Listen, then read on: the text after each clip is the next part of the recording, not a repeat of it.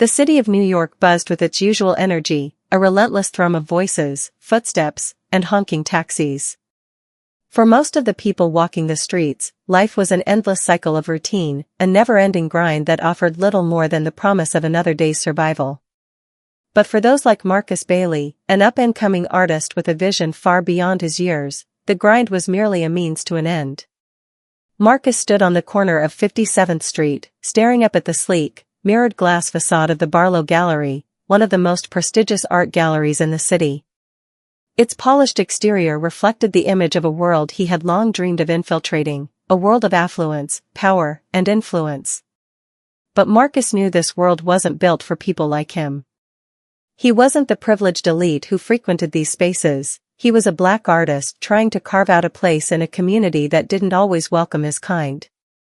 The doors of the gallery swished open as Marcus stepped inside. The gallery was immaculate, with white walls, perfect lighting, and carefully curated art pieces on display. Each piece seemed to whisper its story of artistic greatness, telling the visitor, "This is what you should appreciate. This is the essence of beauty." Marcus, wearing his usual black hoodie and jeans, felt a sharp contrast between his appearance and the polished, well-dressed crowd milling around the exhibits. But he wasn't here to fit in. He was here to change the narrative. "Can I help you?" a soft, almost bored voice asked from behind the front desk. It belonged to Emily, the gallery assistant, who barely looked up from the magazine she was flipping through. Marcus hesitated for a moment before speaking. "I'm here to speak with Mr. Richard Barlow. I have some pieces I'd like him to see." Emily's gaze flickered to Marcus's hands, where he held a portfolio, and then back to his face, registering nothing of particular interest. "Mr. Barlow is very busy." "Are you an artist?" she asked, her tone barely hiding a hint of condescension. "Yes," Marcus replied. "I'm an artist. My name is Marcus Bailey." Emily barely acknowledged his words and picked up the phone to make a call. "Mr. Barlow, there's a gentleman here who claims to be an artist named Marcus Bailey. He wants to show you his work," she said, her voice lacking any enthusiasm. After a brief pause, she hung up the phone. "Mr. Barlow will see you now. Right through that door." Marcus nodded and made his way toward the private office at the back of the gallery. His heart raced, not out of nervousness, but from a deep sense of purpose. He had been preparing for this moment for years, and it was finally here. This meeting could change everything for him. Little did he know, it would also change everything for Richard Barlow. Richard Barlow was a man of stature in the art world. His name was synonymous with exclusivity, wealth, and prestige. His gallery had become a temple of fine art, where only the most revered and well-established artists could secure a spot on the walls. Barlow himself was a middle-aged man with a sharp jawline, graying hair, and a look that seemed perpetually skeptical. His office was a reflection of his personality, sleek, minimalist, and entirely devoid of any warmth or color. It smelled of expensive leather and polished wood. "Mr. Bailey, I presume?" Richard's voice was smooth but distant, as he stood to shake Marcus's hand. "Please, have a seat." Marcus sat, his hand still holding the portfolio. He couldn't help but observe Richard's attire, a tailored suit that cost more than his entire monthly rent. The man exuded wealth in every manner, from his perfectly manicured hands to the carefully curated art books stacked on his desk. "Thank you for meeting with me," Marcus said, opening the portfolio carefully. He pulled out a series of sketches and paintings, each one more vivid than the last. Each piece was a burst of color, energy, and emotion, a raw depiction of the Black experience, filled with symbolism and untold stories. Richard sat back in his chair, unimpressed. He flipped through the pages casually, his eyes scanning the work without much regard for its depth. It was clear to Marcus that Richard's attention was divided, his mind already elsewhere. "So, what do we have here?" Richard asked, his tone bordering on dismissive. "A few sketches, some colorful paintings. It's nice, I guess. But nothing particularly groundbreaking. Nothing that would appeal to the buyers I work with." Marcus's heart sank, but he refused to let Richard's cold reception deter him. He had worked too hard to let this moment slip by. These pieces are part of a series I've been developing for the past 2 years. They reflect the complexity and richness of the African diaspora, blending traditional elements with modern interpretations. Richard raised an eyebrow, barely listening. Interesting, he muttered, turning the page of the portfolio. He was more interested in the Rolex on his wrist than the art in front of him. Marcus felt the sting of Richard's indifference, but he held his ground. I believe these works have great potential, he continued. They speak to a diverse audience, people who are looking for something that isn't just about aesthetics, but about meaning and culture. Richard paused, his fingers hovering over a painting of a black woman with a halo of light around her head. The piece was striking, both beautiful and unsettling. It represented strength and resilience, with intricate patterns woven throughout the woman's hair, symbolizing the depth of African heritage. I don't know, Richard said, shaking his head. It's too niche. Not what my clients are looking for. You see, the art world doesn't really have space for this kind of work unless you've already proven yourself. You need a track record. You need recognition. I don't think your art would sell in the high-end market. Marcus clenched his jaw, his fingers tightening around the edge of the portfolio. He had heard these words before, from people who didn't understand his vision, from people who couldn't see the value in what he created because it didn't fit their narrow idea of art. But Marcus knew something that Richard didn't. These paintings were worth more than just money, they were a statement, a movement, an uprising. And soon, the world would see it. He stood up, closing the portfolio gently. Thank you for your time, Mr. Barlow, Marcus said. But I think you're mistaken. I know my work is worth something. Perhaps one day, you'll see that too. Richard barely acknowledged his words. Good luck, he muttered, not even looking up as Marcus left the office. As Marcus walked out of the gallery, a small fire ignited in his chest. He knew Richard had underestimated him, but that was okay. The world would soon know the truth about his art, its value, its power, and its ability to change everything. Marcus wasn't just another artist in a sea of faces. He was a force to be reckoned with, and one day, Richard Barlow would regret turning him away. Marcus walked out of the Barlow Gallery, his mind swirling with conflicting thoughts. The cold air of the New York streets slapped his face as he stepped back into the thrumming pulse of the city, but it did little to shake the growing storm inside him. He'd expected rejection from Richard Barlow. People like him rarely saw value in work that didn't fit into their narrow, elitist world of curated prestige. But this dismissal, this complete failure to grasp the depth of Marcus's art, it stung harder than any rejection he had faced before. His hands trembled slightly as he adjusted the strap of his worn backpack, the one that held his latest creations. The pieces that were too important for people like Richard Barlow to understand, but would soon rock the art world to its core. The truth was, Marcus's work wasn't just valuable because of its symbolism or its cultural richness, it contained something far beyond that. Something Richard Barlow couldn't possibly know. A part of Marcus's art held the key to something much larger than just the Black experience. Something older. Something more dangerous. For the past few years, Marcus had been quietly, obsessively researching the origins of his artistic inspiration. His works weren't just expressions of his thoughts or feelings. They were infused with hidden knowledge, encoded messages, and ancient secrets that connected him to a distant and mysterious past. It was as if, through his brushstrokes, he was channeling something that transcended time, something far more powerful than anyone could have imagined. Marcus had discovered this connection, quite by accident. As a teenager, he had stumbled across an old, dusty book at a second-hand store in his neighborhood. The book, written in a language no one could quite translate, was filled with symbols, diagrams, and strange illustrations that seemed to resonate with the world he saw through his art. It was as if the book had unlocked something in him, a way of seeing the world and expressing it that was both personal and universal. But what Marcus didn't know then was that the book was a gateway, one that led him to uncover long-lost knowledge about an ancient civilization, whose artifacts and technology were far beyond anything humanity had ever seen. The symbols Marcus painted were not merely abstract representations of his thoughts, they were deliberate, encoded patterns meant to reveal an intricate understanding of the universe's most profound secrets.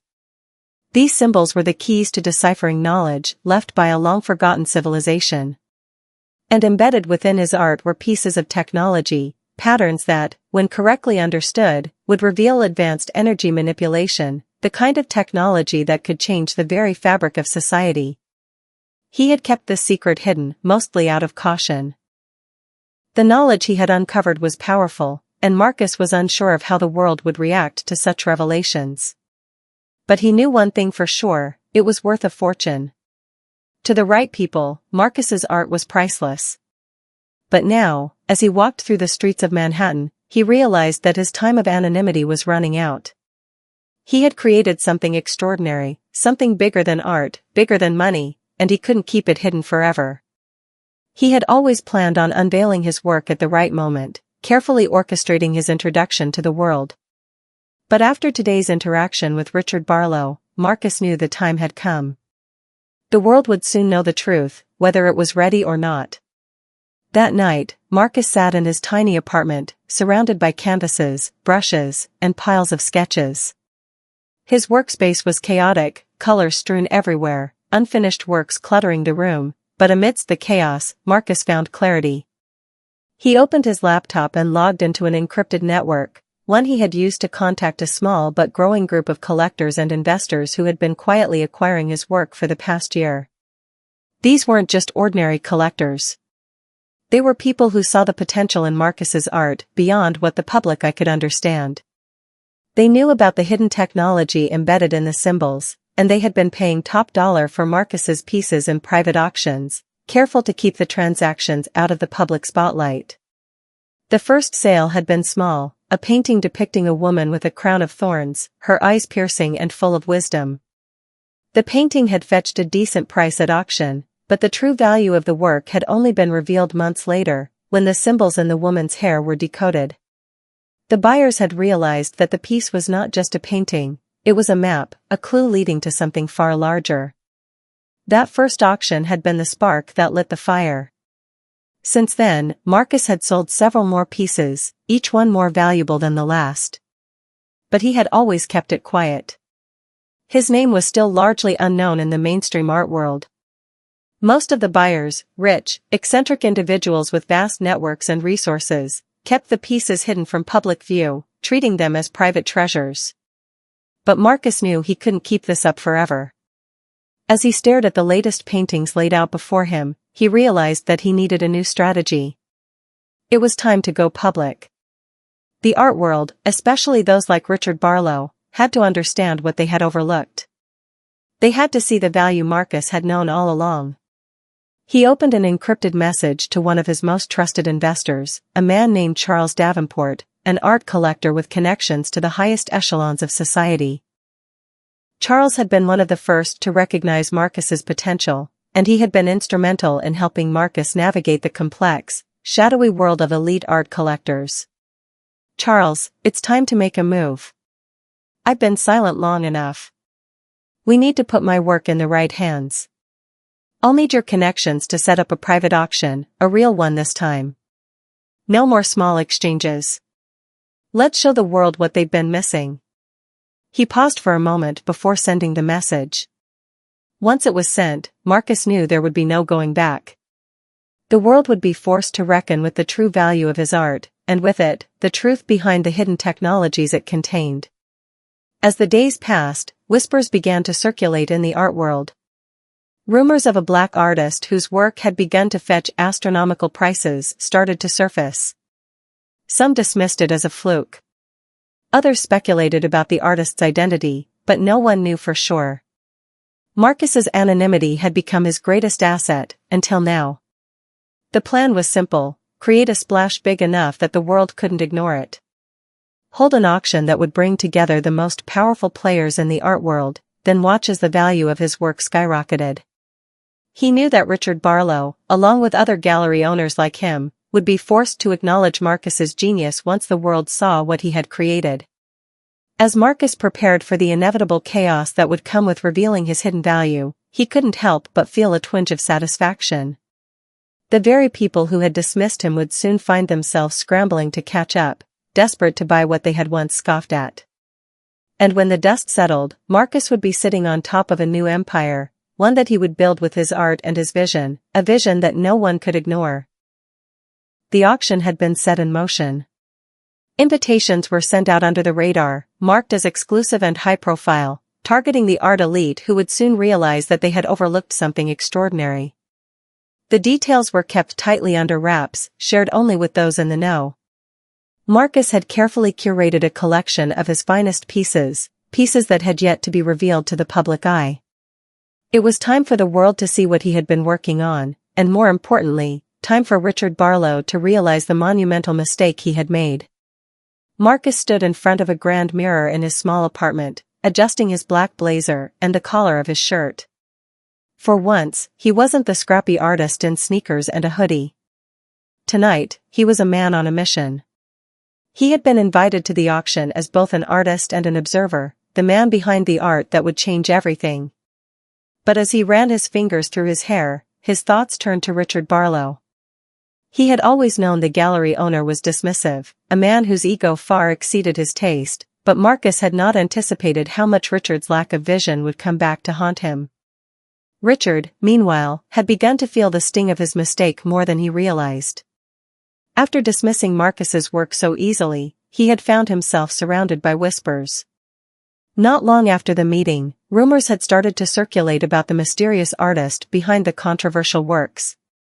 Whispers in the gallery world, those hushed tones that spoke of million-dollar sales and private collections, began to spread. People began to ask the question, who was Marcus Bailey?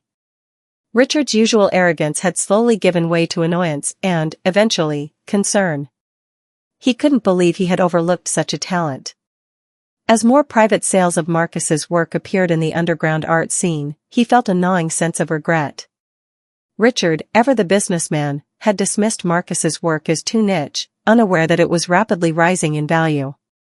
Art collectors and investors who knew better had started making discreet moves to buy his paintings, pieces that Richard had considered unremarkable just weeks before. At one point, Richard had even overheard a conversation between two wealthy patrons at his gallery. They were speaking in low voices, unsure of whether they could get their hands on any of Marcus's work. They had described it as mind-blowing and transformative. Richard had overheard only snippets of their exchange, but one thing was clear, he had underestimated Marcus's true value, and the art world was beginning to take notice. But Richard was a proud man. He wasn't used to admitting when he had been wrong, especially when it came to matters of taste and art.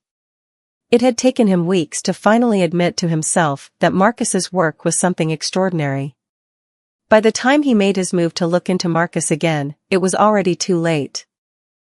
The night of the auction arrived, and it was everything Marcus had hoped for. The venue was opulent, a grand ballroom in a private penthouse overlooking the skyline of Manhattan. The room was filled with the city's most influential art collectors, gallerists, and investors, all gathered under the guise of an exclusive event. But beneath the polished surface of champagne glasses and the gleam of expensive jewelry, a quiet tension hovered in the air. Marcus entered the venue, his presence commanding attention. He was still largely unknown to most of the guests, but a few whispered his name as he walked by, some out of curiosity, others with a sense of awe. For them, he was the artist whose paintings were beginning to appear in private collections. They had already heard the rumors, his pieces were worth millions, and those who had managed to secure one before the masses discovered it were seen as incredibly lucky. Marcus moved gracefully through the crowd, the eyes of the art world following his every move. The pieces he had displayed at this auction were some of his best work, vibrant, intricate paintings that told stories of pain, resilience, and hope. Each canvas was more than just a painting, it was a portal to another dimension, a bridge to a world that only those with the right vision could see. Marcus had used his art to create something unique, a blend of modern culture and ancient secrets. His paintings weren't just visual representations, they were experiences, invitations to understand the world in a new way. Meanwhile, Richard Barlow stood in the corner, his hands clutched behind his back as he surveyed the room. He was dressed impeccably, as always, but tonight there was a slight tension in his posture. He had heard the rumors, seen the prices his competitors were willing to pay for Marcus's work, and now, with a mixture of frustration and disbelief, he was watching the very people who had once shunned Marcus flock to the auction. They were all here for one reason: to buy his art, to claim it as their own before anyone else could. Richard's jealousy gnawed at him. He was a man of wealth and influence, and yet, here he was, outmaneuvered by an artist he had once dismissed as inconsequential. In his mind, Richard was still the tastemaker, the one who decided what was valuable and what wasn't. He couldn't stomach the idea of losing his position in the art world to a young upstart like Marcus. As the auctioneer took the stage, Richard's gaze flicked nervously from the art on display to the auction paddles held by the wealthy buyers.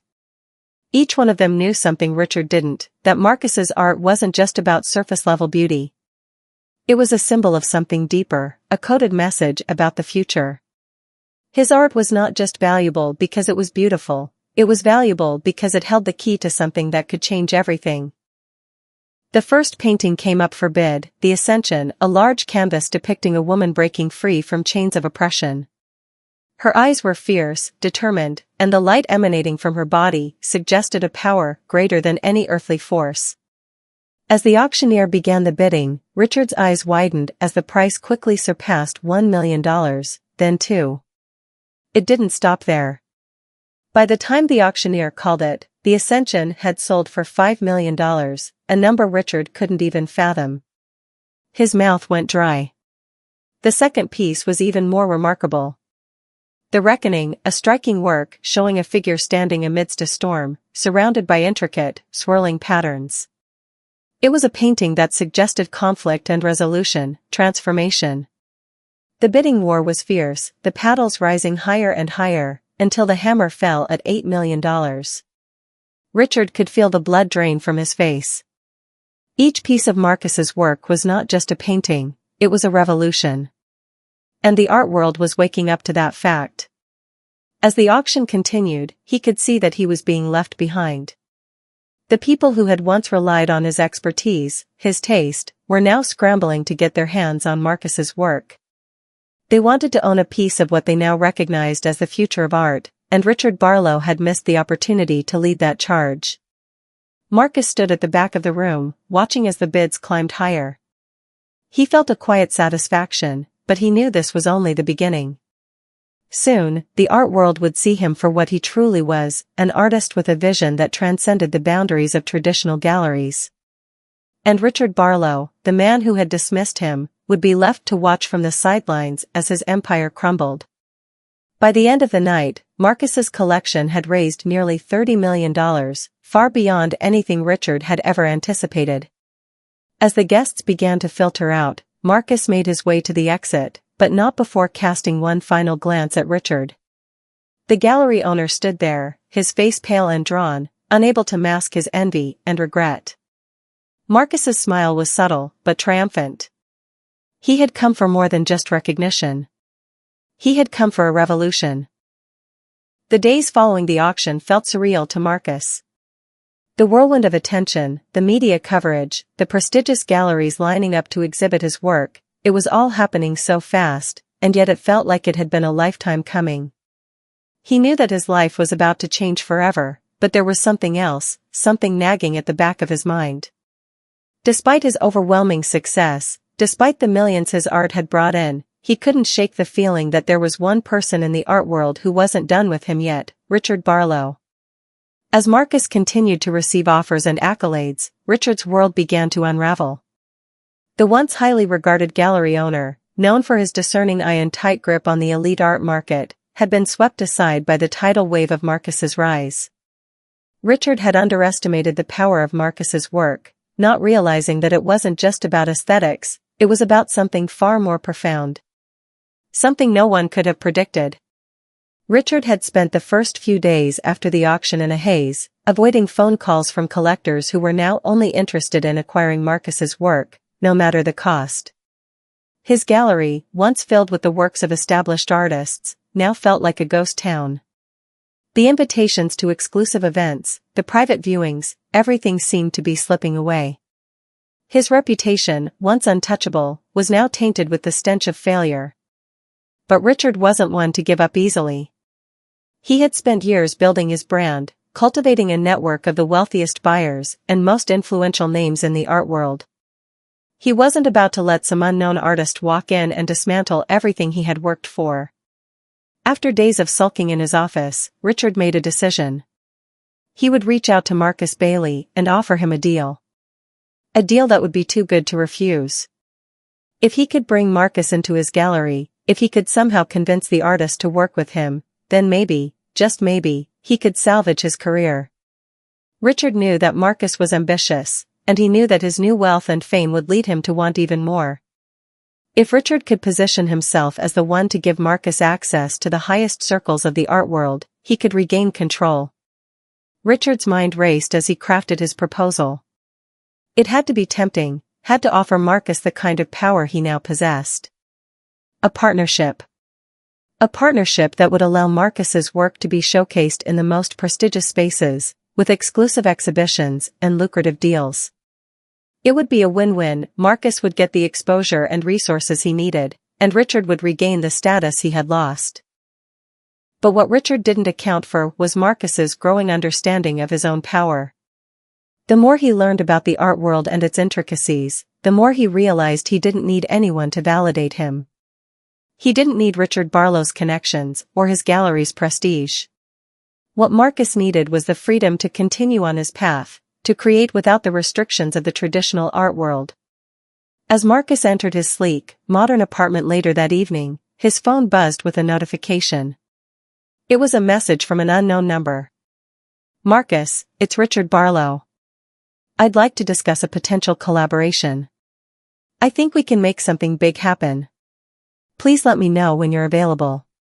Marcus stared at the message for a long moment, his fingers lightly tracing the edges of his phone screen. He had been expecting this. Richard would try to negotiate, to convince him that working together was the best move for his career. But Marcus wasn't interested in playing that game. The temptation was there, of course. The idea of working with Richard Barlow, of securing his place in the high society of the art world, was appealing. But it wasn't what Marcus wanted. He had something far bigger in mind. The knowledge he had uncovered through his art was not just about wealth or status, it was about changing the world. His work had become a key, a beacon for something that transcended the boundaries of art. It was a message meant for a higher purpose, one that Richard Barlow could never understand. Still, Marcus knew that this meeting with Richard was inevitable. The gallery owner would never stop chasing him, not until he had a hand in controlling Marcus's future. So, Marcus decided to meet with him. He would go to the meeting, but on his own terms. He would listen to what Richard had to say, but he wouldn't be swayed. The next day, Marcus arrived at the Barlow Gallery, a sleek, modern building nestled on one of the more exclusive streets in Manhattan. Richard had insisted on meeting in person, and Marcus was curious to see how the gallery owner would approach him now, with his newfound fame and power in the art world. As he stepped into the gallery's expansive lobby, he couldn't help but feel a sense of irony.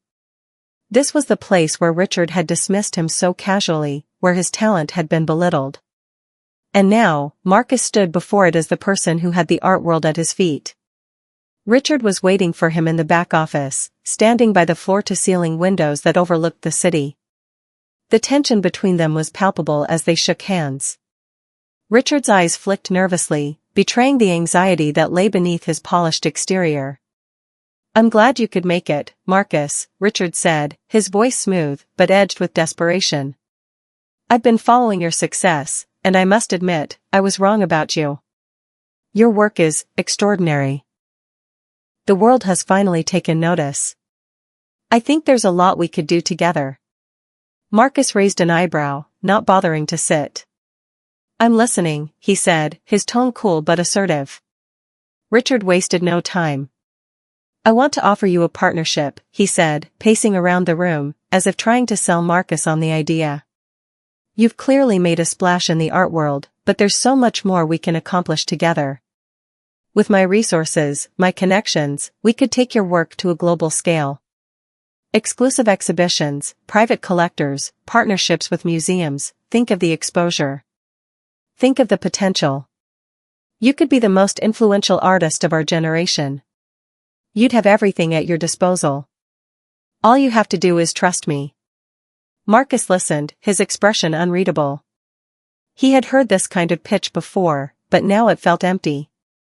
He had no need for the validation Richard offered, no desire to be part of the same system that had once rejected him. His mind was already racing beyond Richard's limited vision. I don't need your connections, Richard, Marcus replied, his voice firm. I have something bigger than that. I'm not interested in playing your game. I'm not here to be a part of your gallery's success. I'm here to create something that changes everything. And I'm going to do it on my own terms. Richard's face tightened, his frustration beginning to show.